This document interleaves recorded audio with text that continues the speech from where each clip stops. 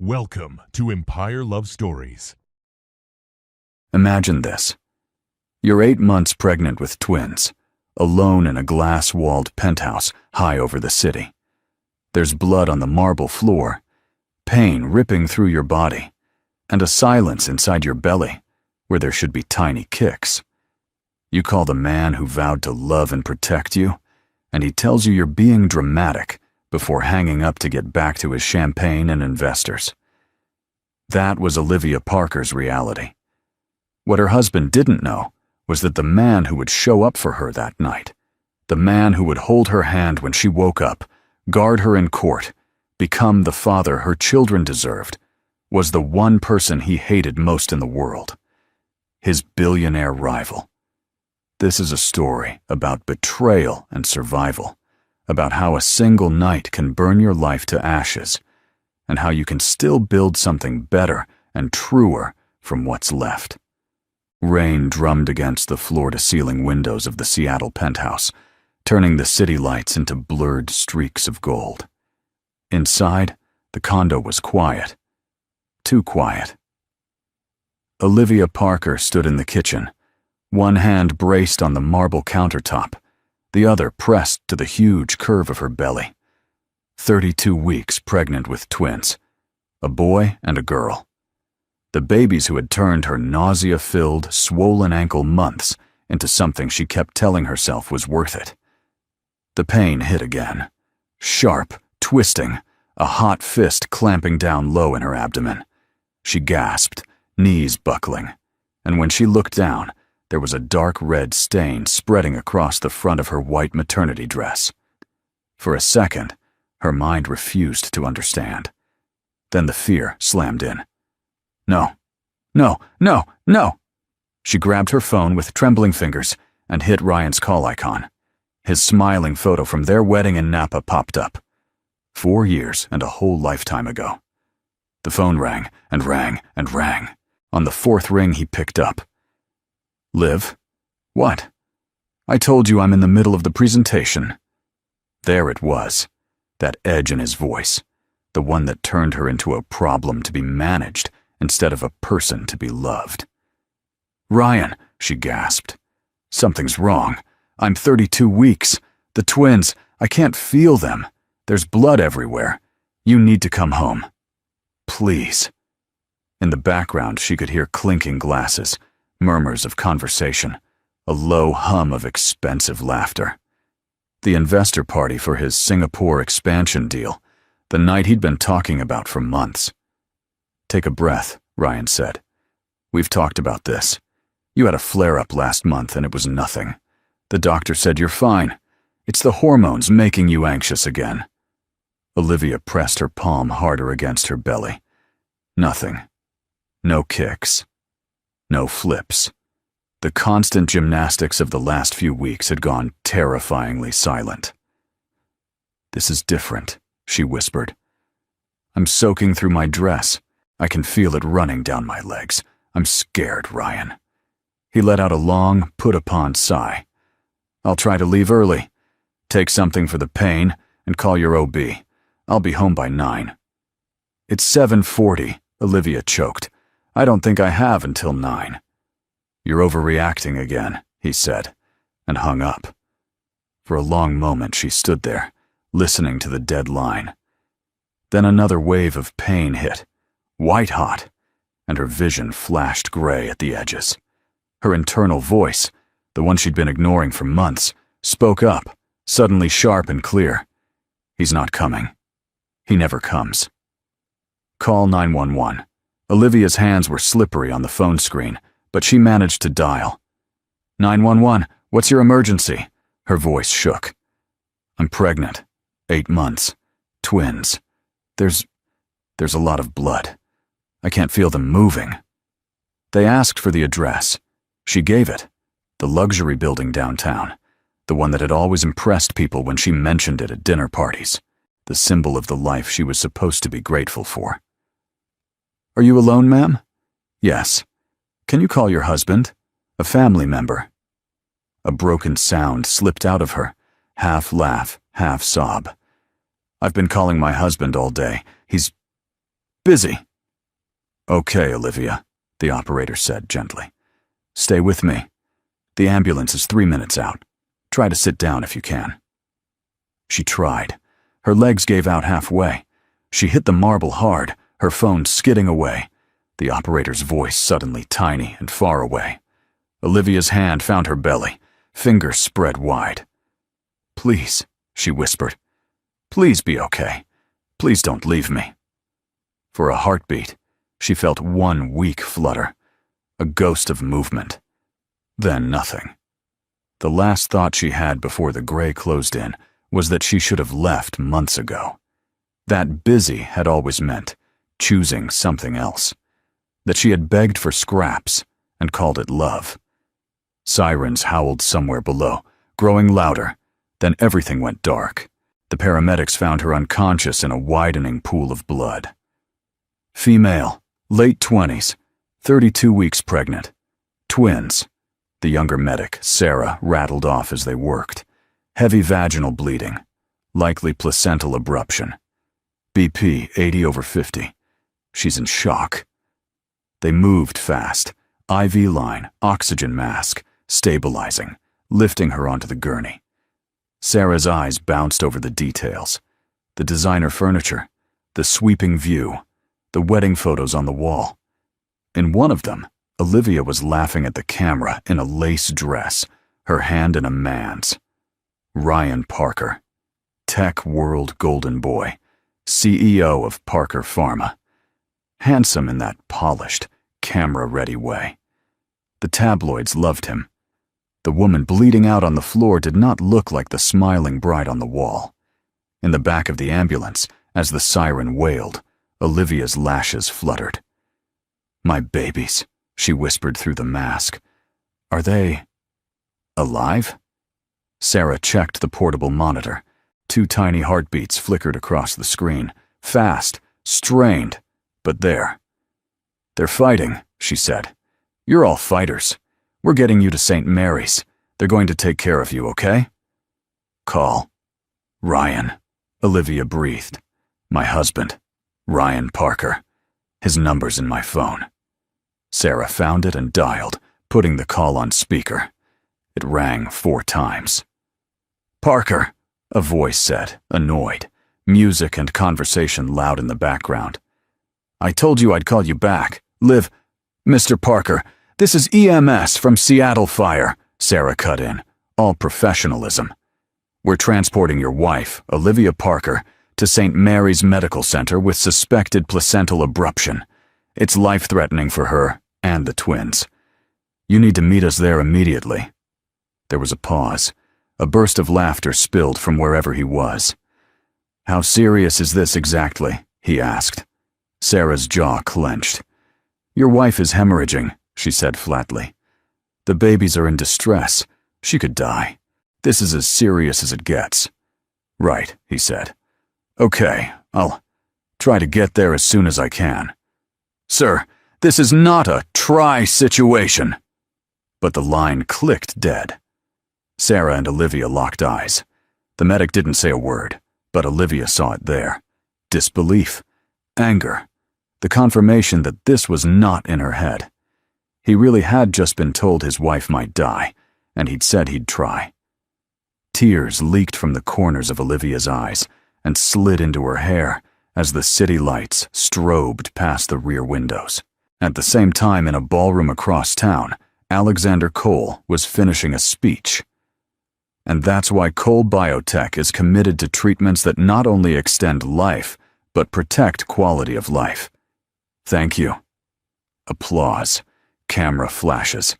Alex stepped away from the podium, tugging at the knot of his bow tie, already thinking about his next meeting, his next initiative, his next fight. His phone buzzed. He glanced at the screen and frowned. Megan. His sister never called during one of his events, unless something was really wrong. He picked up. "Meg? I'm in the middle of—" "I need you at St. Mary's," Dr. Megan Cole said, out of breath. "Now." He straightened. "What happened?"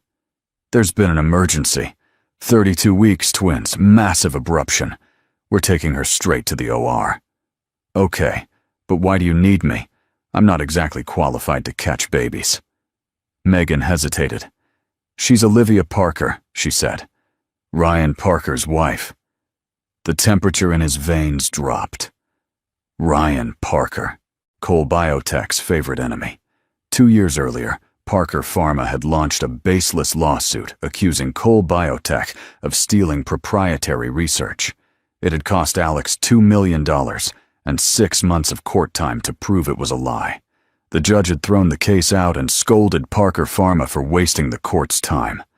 Ryan had smiled on the courthouse steps, all teeth and charm, and told reporters, "Sometimes you take a shot. This one didn't land. No hard feelings." Alex had plenty of hard feelings, and when that didn't topple him, there'd been the anonymous tip to regulators questioning Cole's clinical ethics. Another investigation, another exoneration, more damage to his stock price. Ryan Parker played dirty, but Megan's next words punched through the anger. "The baby's heart rates are dropping," she said. "She's been calling him for hours. He's not here. Alex, she might die alone." In an instant, he wasn't in the ballroom anymore. He was 14 again, in a hospital corridor in Boston, staring through a small rectangular window at his mother's room, where a nurse was gently pulling a sheet over her still form. Stage 4 cancer. His father had visited twice in 8 months, too busy saving the company to sit at his wife's bedside. At the moment she died, she'd been alone. Alex had sworn he would never become his father. "I'm on my way," he said, already moving. He handed off his champagne flutes and apologies to bewildered donors, shrugged out of his tuxedo jacket, and walked out into the rain. The operating room was bright and cold, and humming with urgency. Olivia drifted in and out of awareness as they wheeled her in. There were voices, lights, the sensation of someone squeezing her hand. "Olivia, I'm Dr. Megan Cole," said a voice above her. "We're going to get your babies out now. You're bleeding too much, do you understand?" "Yes," she breathed. "Is Ryan here?" Megan's jaw tightened beneath her mask. "Not yet," she said. "But I'm here. I won't leave you." As the anesthesiologist lowered the mask over her face, Olivia had one last clear thought. You can't apologize your way into being loved. You can't shrink yourself small enough to fit inside someone else's priorities. Alexander paced the surgical waiting room, still in his tuxedo pants and open-throated dress shirt, hands shoved into his pockets. He'd spent years imagining how he might someday destroy Ryan Parker. None of those fantasies had involved sitting in a hospital waiting room for the man's wife. The TV on the wall played muted news about some political scandal. No one in the room watched it. Megan appeared in the doorway, scrub-stained, hair tucked under a cap. Tired lines bracketed her mouth. He was across the room in 3 long strides. "Well?" he demanded. "The twins are alive," she said. "Both premature but vigorous. They're in the NICU, a girl and a boy. And her? She lost a lot of blood," Megan said quietly. "Placental abruption, complete separation. Another 20 minutes, and we'd be having a very different conversation." Something knotted in his chest eased a fraction. "But for now, she's stable. She's in recovery. She'll need time." "Where is Parker?" Alex asked. Megan's eyes flashed. "Not here," she bit out. "We called him 3 times during the surgery, straight to voicemail." Alex pulled out his phone. 2 years ago, during the early stages of the lawsuit, Ryan had handed him a business card and said, "Call me anytime you're ready to settle." It had been a taunt. Tonight, Alex used the number. The line picked up on the 3rd ring. "Alex," Ryan slurred slightly. "Little late for business, isn't it?" "Your wife almost died tonight," Alex said. Silence. The noise of the party swelled behind Ryan. "What are you talking about?" "She had a placental abruption," Alex said. "Emergency C-section. Your children are in the NICU. She is in recovery. St. Mary's." There was a longer pause this time. Alex waited for the panic, the shock, the sound of a man bolting for the door. Instead, Ryan said, "How do you even know that? Why are you involved?" "Because I'm here," Alex snapped. "Somebody needed to be. She called you 4 times while she was bleeding on your bathroom floor. You told her she was overreacting and went back to your party." "I was in an important meeting," Ryan shot back. "You don't know what's going on in my marriage. You're trying to use this against me." "Room 518 recovery," Alex said coldly, "in case you feel like meeting your children." He hung up before he said something he couldn't take back. Megan crossed her arms. "Feel better?" "No," Alex said, "because now I know for sure what kind of man he is." "Then what are you going to do?" He looked at the closed door of the recovery area. "I'm going to make sure she doesn't wake up alone." Olivia surfaced slowly, as if from deep underwater. Her first conscious sensation was the weight of the blanket on her legs. The second was emptiness. Her hands flew to her abdomen and found it flat, bandaged, hollow. "Easy," a calm voice said. "It's okay." Her throat was dry, her voice a rasp. "My babies," she croaked. "Where are my babies?" A nurse appeared at her bedside. Her badge read, "Jenna Morales." "They're in the NICU," Jenna said with a warm smile. "A little early, but strong. A girl and a boy. They're doing very well for 32 weeks. Tears prickled behind Olivia's eyes. "Can I see them?" "As soon as you're a bit more stable, yes." "How long was I out?"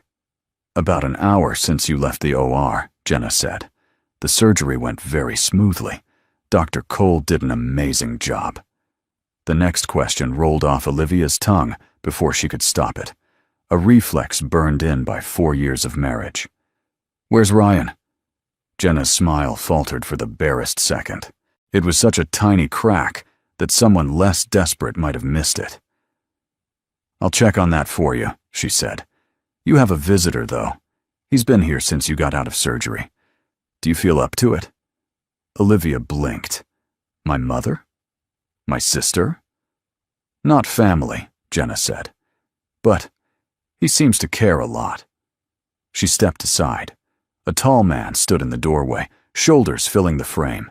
Early 40s, dark hair slightly mussed, bow tie loosened and hanging around his neck. She knew that face. Every business magazine in the world knew that face. Her brain was foggy, chasing a name through anesthesia and exhaustion. "Alexander Cole." "Alex," he said, stepping in, suddenly looking almost shy. "Hi." "What are you doing here?" Olivia asked, genuinely bewildered. "You don't even know me." "No," he agreed. "I don't. But my sister was your surgeon. She called me. She said you were alone and I have some personal history with that. I couldn't stay away." "Personal history?" she echoed. Alex pulled the visitor's chair closer to her bed. "My mother died in a hospital room when I was 14, he said quietly. Stage 4 cancer. My father was at a conference in Singapore, closing a crucial deal. My sister and I were at school. By the time they called us, she'd been gone for hours." Olivia swallowed. "I'm so sorry. I can't go back and sit with her," he continued. "But I can sit with you. And I can promise you this. No matter what happens next, you're not crazy for wanting your husband to show up." Her eyes stung. Jenna slipped out, leaving them alone. Olivia stared at the ceiling to keep the tears from spilling. "Did you call him?" she asked. Alex's jaw tightened. "Yes. And?" "He said he'd try to get here." Olivia let out a laugh that sounded nothing like a laugh. "Of course he did." "I'm sorry," Alex said. 3 simple words. No excuses. No minimizing. No, but he's under a lot of stress. Just an acknowledgement that what had happened to her was wrong. Olivia broke. Ugly sobs shook her chest, hot tears sliding into her hair.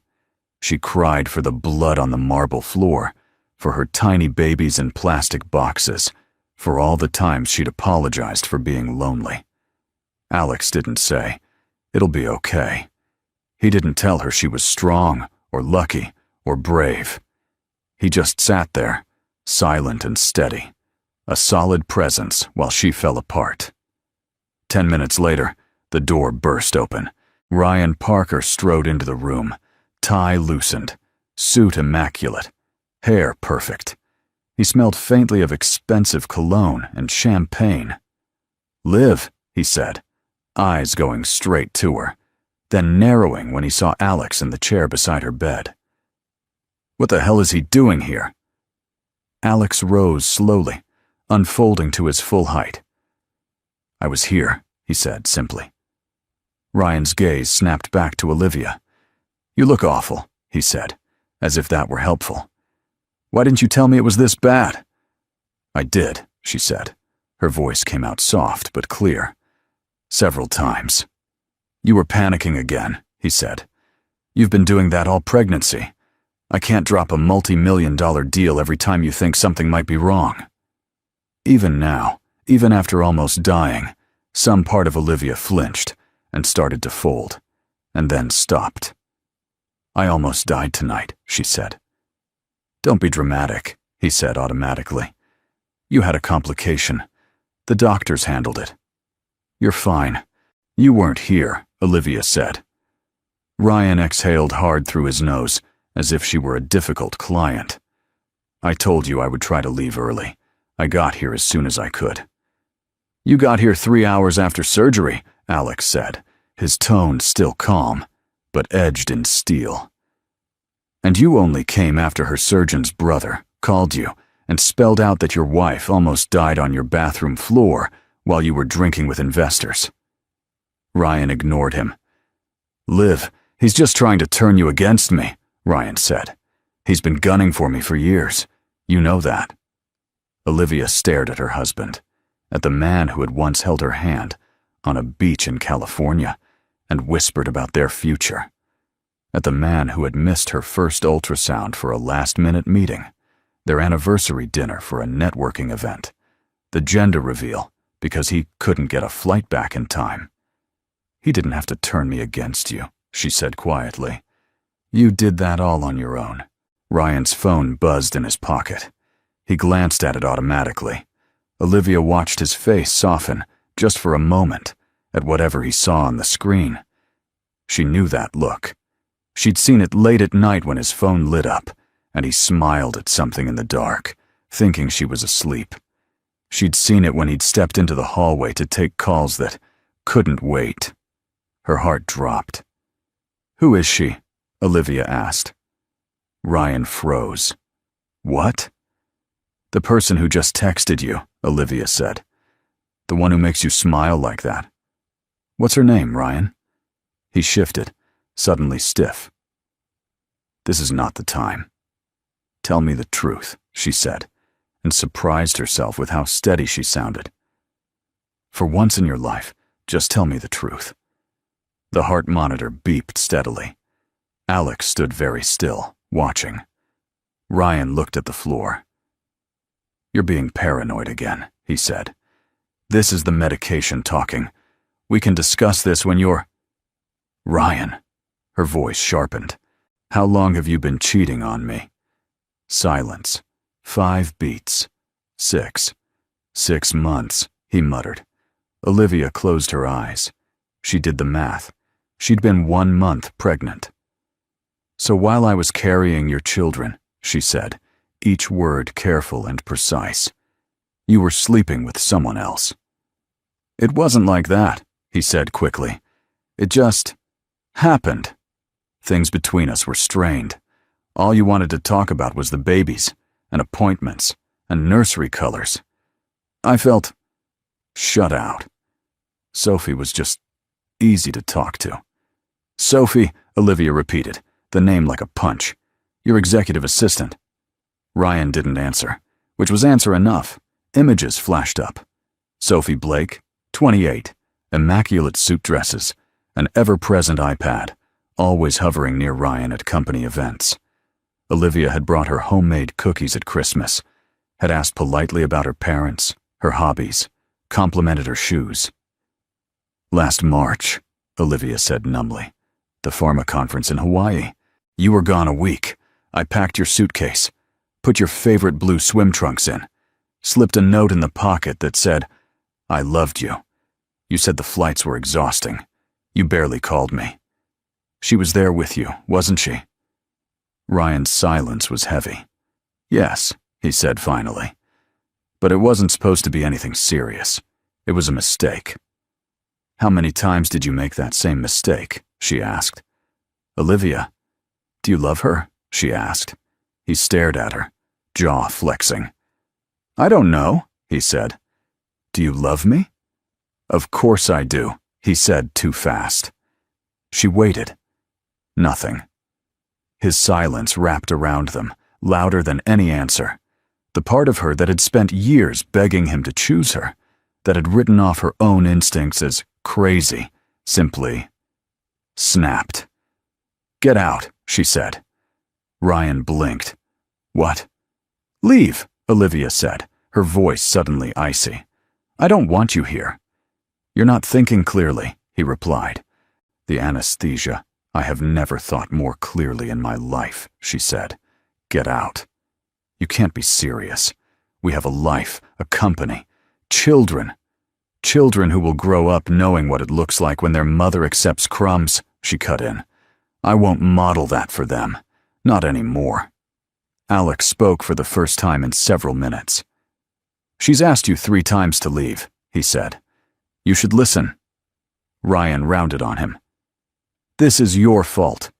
You come in here with your bleeding heart stories and poison my wife against me. Your wife almost bled to death tonight while you were clinking glasses, Alex snapped, his own temper finally flaring. She called you 4 times, and you told her she was overreacting. You didn't need any help from me to destroy your marriage. You did that all by yourself. Ryan stepped closer to the bed, ignoring him. You're going to regret this, Liv, he said. You're emotional. You just had major surgery. I'm not walking out on my family because you're having a moment. For the first time, Olivia looked at him without hope, without fear, just done. The only thing I regret, she said quietly, is not leaving sooner. Ryan looked between her and Alex, calculating. That was what he did, in business and in life. Ran the numbers, judged the odds, looked for the win. He seemed to realize there wasn't one here. My lawyers will be in touch, he said stiffly. Then he turned and walked out. The door shut behind him with a soft click. Olivia started shaking, not from fear this time, but from the sudden release of holding everything together. Alex sat back down. You were incredible, he said softly. I have no idea what I'm doing, she whispered. Welcome to the club, he said. Nobody does. We just keep trying to do a little better than yesterday. Over the next 4 days, the hospital became Olivia's entire world. She shuffled down the hallway in hospital socks and a robe. Ryan's old t-shirt swapped for shapeless gowns. Jenna showed her how to ease into a chair without tearing her stitches. Every few hours, once her vitals were stable, they wheeled her to the NICU. In a softly lit room full of beeping machines and tiny miracles, she met her children. Her daughter, Lily, 3 pounds, 12 ounces, was all dark hair and fierce little fists. Her son, Noah, 4 pounds, 1 ounce, had a button nose exactly like Olivia's baby photos, and a habit of screwing his face up in a way that made Jenna joke he was already skeptical of the world. They were covered in wires and tubes, encased in plastic, but to Olivia, they were perfect. She slipped her hand through the porthole of Lily's incubator on that first visit. Lily's fingers, impossibly small, curled around her mother's and squeezed with surprising strength. I'm not going to let you grow up thinking this is what love looks like, Olivia whispered. I promise. Ryan came to see the twins twice. The first time he stayed 10 minutes, took a few photos for his social media, and left for a board call.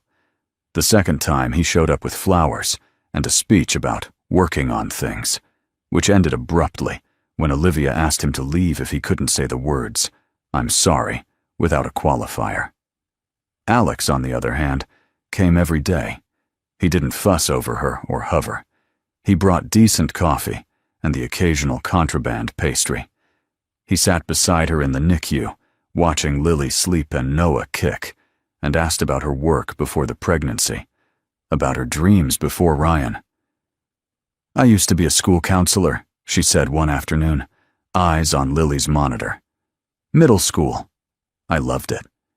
Then Ryan's company took off, and I took on the supportive CEO wife role for a while. I told myself it was temporary, that when things settled down, I'd go back." "They never settled down," Alex guessed. She huffed out a humorless laugh. "No. The more successful he got, the less room there was for me to be anything but an extension of him." "And now?" he asked. She looked at her sleeping children. "Now I think I want to help women like me," she said slowly. "The ones who think being minimized and gaslit is just having a demanding husband. The ones who call 911 from their bathroom floor because the person who promised to show up doesn't." "That sounds like important work," Alex said. Jenna came in on the 4th morning with a stack of papers. "Good news," she said. "You're medically cleared to discharge today." "Oh." Olivia's heart fluttered with something that was not entirely excitement. Going home.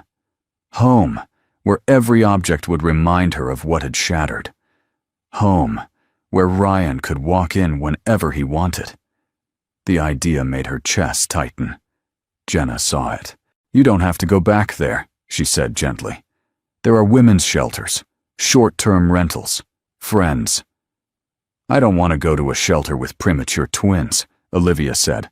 "My mom's in Florida, my sister's in Boston, my best friend's on night shifts across town, and I'm still figuring out how to sit down without crying."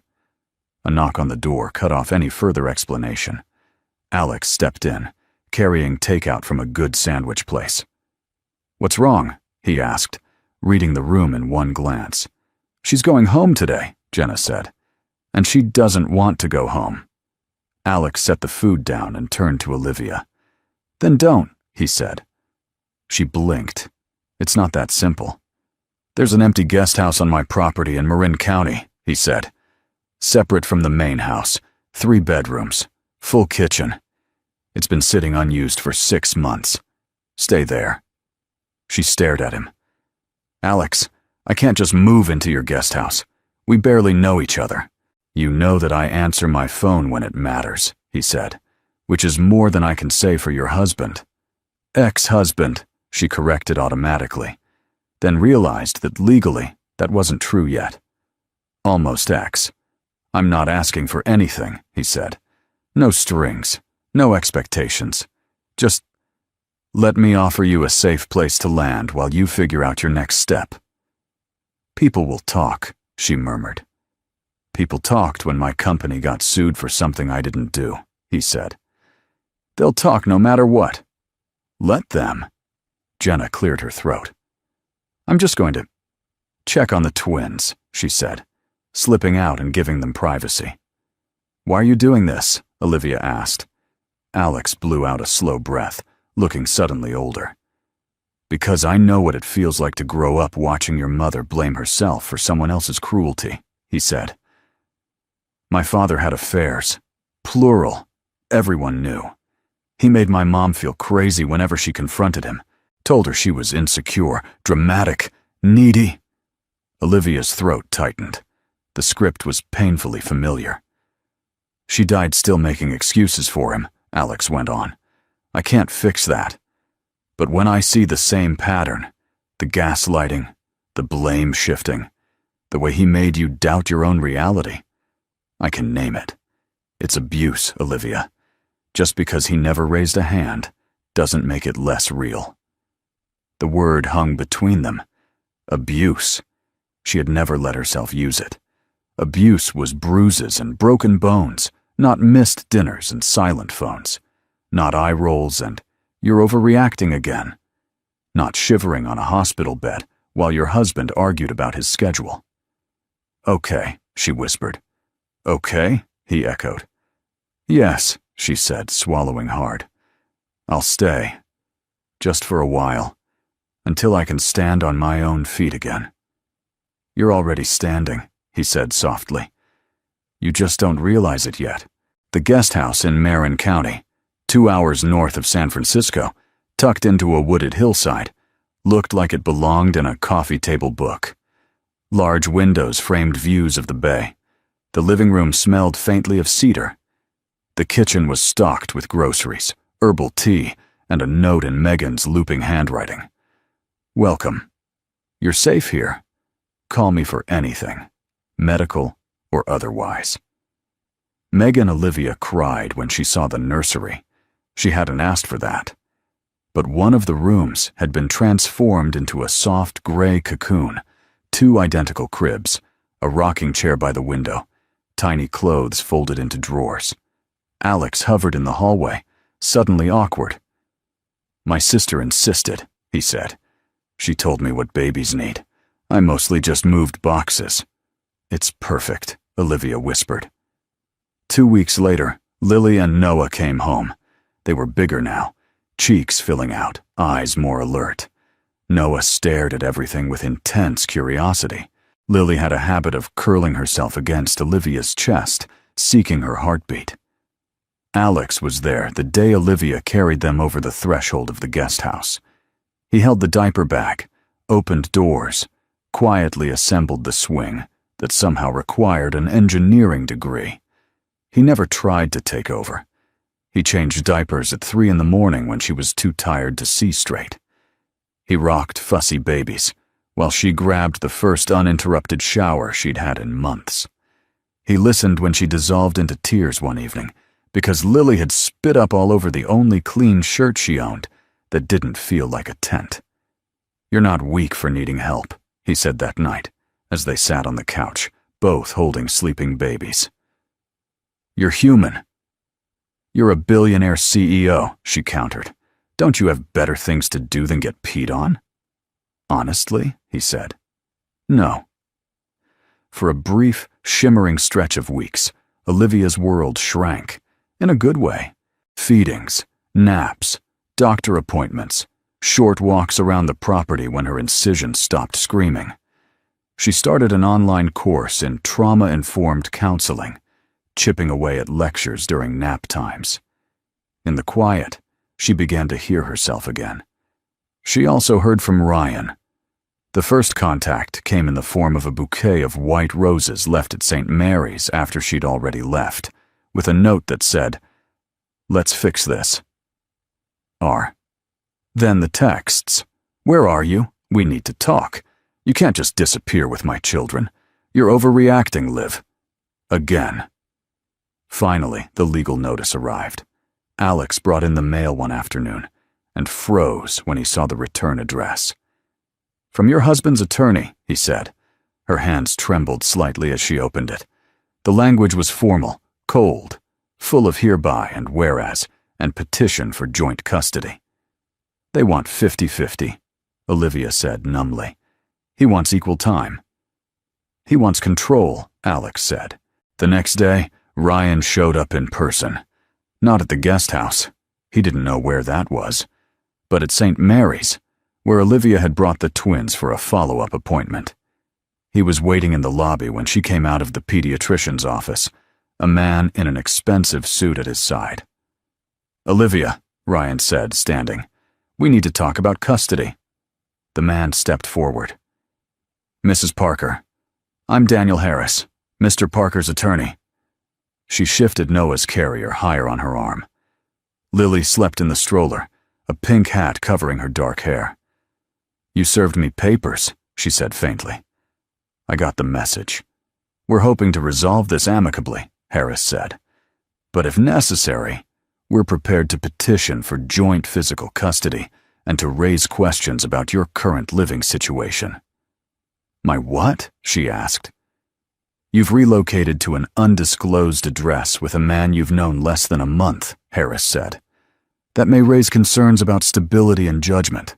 Olivia's spine went cold, then hot. "You mean the man who sat by my bed When my husband couldn't be bothered to leave his party? She asked. That living situation. Marital issues and parental fitness are separate matters, Harris replied smoothly. Are they? A new voice cut in.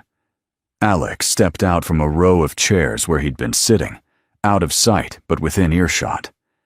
He looked perfectly at home in the hospital lobby, confident, watchful, dangerous in a very calm way. Harris's eyes flicked to him. Mr. Cole, he said warily. This is between me and my wife, Ryan snapped.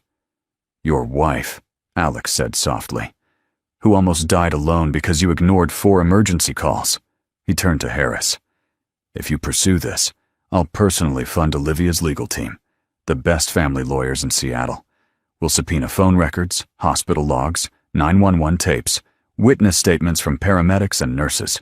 We'll put on the record that your client was at a cocktail party while his wife hemorrhaged on his bathroom floor. Ryan's face flushed. You're blackmailing me. No, Alex said. I'm spelling out the consequences of your choices. Harris adjusted his tie. Public smear campaigns can cut both ways, Mr. Cole. With what? Alex asked. Speculating about where Olivia is living? Meanwhile, we have documented abandonment during a medical emergency and a 6-month workplace affair with a direct subordinate. How do you think that'll play with your board, Ryan? With your investors in Singapore? Ryan opened his mouth, then shut it. He looked at Olivia. You're really going to let him do this? He demanded. Weaponize our private life? You brought your lawyer to a pediatric follow-up, Olivia said quietly. You did that. Not me. She took a breath, feeling something solid settle into place inside her. Here's what's going to happen, she said. I'm going to hire my own lawyer. We're going to negotiate a custody agreement that is fair to the only people who matter in this, Lily and Noah. And I'm done apologizing for expecting you to show up for your own children. She turned the stroller toward the exit. Liv, Ryan called. This isn't over. She didn't look back. It is for me, she said. 6 months later, the gray stone facade of the King County Courthouse towered over Olivia, like the set of someone else's movie. She stood at the base of the steps, smoothing the front of her navy dress. The wind tugged at her hair. People streamed past, attorneys with briefcases, couples with tight faces, a teenager in a hoodie being hustled along by his aunt. Ready? Asked Jennifer Lawson, her attorney, a woman with sharp eyes and a surprisingly kind smile. No, Olivia said honestly, but let's do it anyway. Inside, the courtroom was cool and formal. Ryan sat at one table in a tailored suit, Sophie beside him. She looked exhausted, like the glamour of being with a CEO had worn off quickly, once diapers and lawyers got involved. Olivia didn't feel anger when she looked at them, just a profound sense of relief that she was not sitting in Sophie's chair. Jennifer presented their case clearly.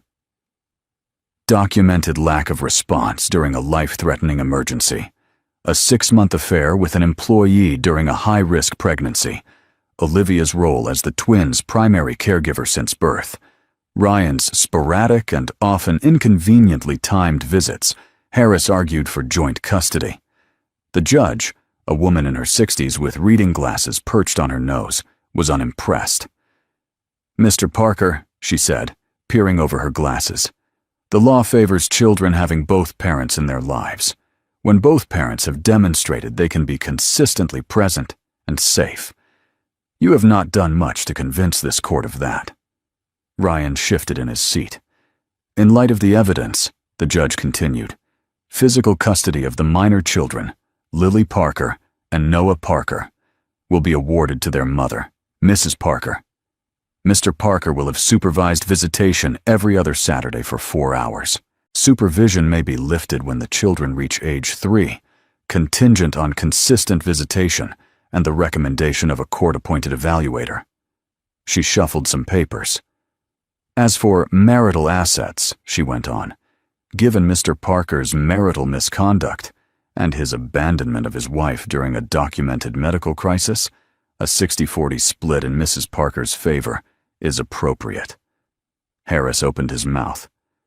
"Your Honor, that's generous," the judge cut in. "Given the circumstances, divorce granted, court is adjourned." The sound of the gavel hitting the block was quieter than Olivia expected. It still felt like an earthquake. Outside, on the courthouse steps, she inhaled deeply.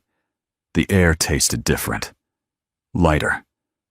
Alex was waiting by the curb, leaning against his car.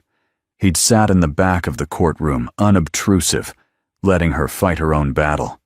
But his presence had been a steady anchor. "How do you feel?" he asked. She surprised herself by smiling. "Like I just put down a backpack I didn't know I'd been carrying for years," she said. "I'm tired, but I can stand up straight." They started down the steps together. "What now?" he asked. "I enrolled in a degree program," she said. "Trauma and family counseling. I want to start a nonprofit, a kind of safe house, not just physically but emotionally, for women who don't even realize they're being abused because no one's hitting them." He considered that. "I'd like to help with that," he said. "If you'll let me. Funding? Board? Whatever you need." "I figured you might say that," she said wryly. "I'll take you up on it. But first, I think I need to date myself for a while." "Smart," he said. She took a breath. "And then maybe," she added, nervous and hopeful all at once, "when I've figured out who I am again, we could get coffee. Real coffee. Not hospital vending machine sludge." His smile started small and spread slowly, lighting up his whole face. "I'd like that," he said. "Not a date, not yet." "Not yet," she agreed. 6 more months passed. In that time, the guest house became less of a sanctuary and more of a home. Lily toddled. Noah climbed everything he could reach. Olivia learned how to write papers while simultaneously refereeing toddler disputes over the same blue truck. Alex learned how to assemble tiny furniture with minimal swearing, how to rock a teething baby for 3 hours straight, and exactly how many goldfish crackers fit in a toddler's palm. One chilly October evening, after the twins had finally crashed and the dishes were done, Olivia and Alex sat on the back deck wrapped in blankets, watching the lights flicker across the bay. "I need to ask you something," Olivia said. Alex set down his mug. "Okay." "Lily and Noah." She hesitated. "They don't know Ryan. Not really. He stopped coming after the 4th supervised visit. They know his name from the court papers, more than from actual memory. But they know you." He swallowed. "They run to you," she said. "They cry for you at night. Noah falls asleep on your shoulder. Lily brings you every book she likes 5 times in a row. To them, you're already Dad, even if they don't call you that yet." His eyes shone in the dim light. "I don't want to erase their history," she said. "I'll never pretend Ryan didn't exist. He gave me them. I'll always be grateful for that. But I want their legal reality to match their emotional one." She took a breath that felt like stepping off a cliff. "If you want to," she said, "I'd like you to adopt them. Officially. To be their father on paper, not just in practice." For a moment, Alex didn't move. Then he reached for her hand. "These last 12 months," he said slowly, "have been the best of my life. And I've done some objectively cool things. But nothing comes close to Lily refusing to sleep unless I'm the one reading Goodnight Moon. Nothing comes close to Noah's face when he sees me walk in a room." A tear slipped free and tracked down his cheek. He let it fall. "I love them," he said simply. "Completely. And I love you. So yes, if you're sure, yes, I would be honored to be their dad in every way." Her breath hitched. "I am sure." He stood up abruptly, pacing the length of the deck once, like he had too much emotion in his muscles to sit still. Then he stopped, turned, and dropped to one knee, Her heart somersaulted. "Olivia Parker," he said, pulling a small velvet box from his pocket. "You make me want to be better. Not richer. Not more successful. Just better. I can't promise I won't screw up. I can't promise life will always be easy. But I can promise this. I will show up. For you. For Lily and Noah. Every day. Even when it's hard. Especially when it's hard." He flipped the box open. A simple, elegant ring caught the porch light. "Will you marry me?" he asked. She thought of bleeding on the bathroom floor, of waking up alone except for a stranger's brother who chose to be there, of Lily's tiny hand squeezing her finger, of Noah's laugh, of the way Alex put his phone away during dinner and actually listened. "Yes," she said, laughing and crying at once. 1,000 times, yes. He slid the ring onto her finger, stood, and kissed her. The bay lights blurred and brightened behind her closed eyes. Somewhere inside the house, one of the twins started to fuss. Alex broke the kiss with a soft huff of laughter. "And that," he said, "is our cue." "Welcome to parenthood," she teased. "Best job I ever had," he answered. 18 months later, their kitchen in Sausalito looked like a chaos tornado had passed through, which, in a way, it had. "Daddy, more pancakes!" Noah yelled from his booster seat, syrup on his chin, curls sticking up in every direction. "Use your inside voice, buddy," Alex said, flipping another pancake onto a plate. "And what's the magic word?" "Please," Noah sang. Lily held up a crumpled piece of paper. "Mama, look! It's us!" Olivia, 7 months pregnant and moving slowly, took the page. 4 stick figures smiled back at her in different colors. "Tell me about it," she said. "That's you." Lily pointed to a figure with long, scribbly hair. "And that's Daddy. That's me. That's Noah. And that," she pointed to a tiny dot, "is the baby in your tummy." "We're going to need a bigger fridge," Olivia said, carefully sliding the drawing under the magnet holding up the latest daycare newsletter. The front of the stainless steel door was already a gallery of crayon masterpieces and ultrasound photos. Alex brought over a plate of pancakes and kissed her cheek. "How's baby Megan doing this morning?" he asked, resting a hand on her belly. "Either she's training for the Olympics, or she really likes maple syrup," Olivia said, feeling a kick under his palm. They'd named their 3rd child after Megan Cole, the doctor who had saved Olivia's life, and, indirectly, brought Alex into it. The doorbell rang. "I'll get it," Alex said. A few moments later, he came back holding a large, official-looking envelope. "From the county courthouse," he said. Olivia's pulse skipped. She wiped her hands on a dish towel and took it. Her fingers shook as she slid it open and unfolded the papers. Her eyes scanned the first page, then widened. "Well?" Alex demanded, his calm CEO persona nowhere in sight.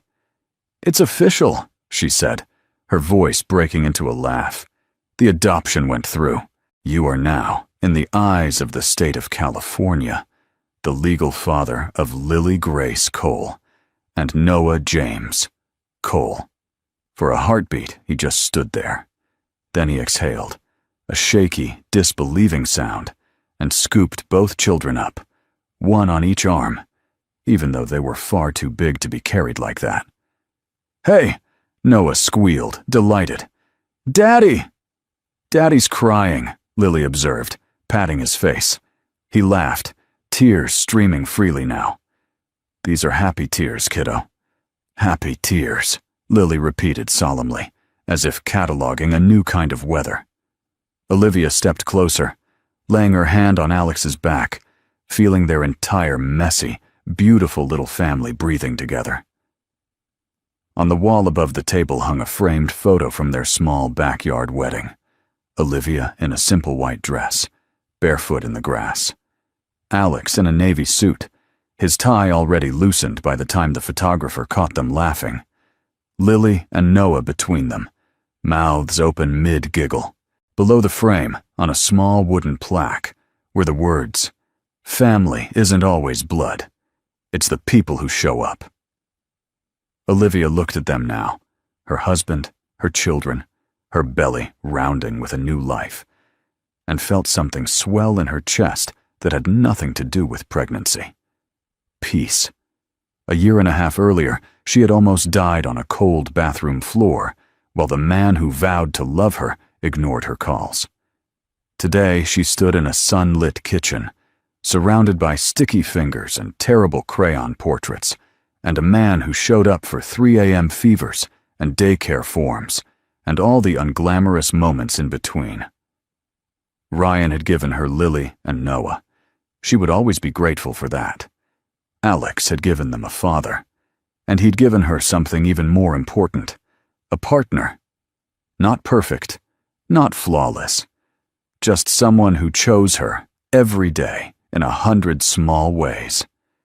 She'd learned the hard way that you can't make someone choose you by needing less, that no amount of apologizing will turn indifference into love. That busy is just another word for not a priority. What you can do is choose yourself. The day she did that, everything changed.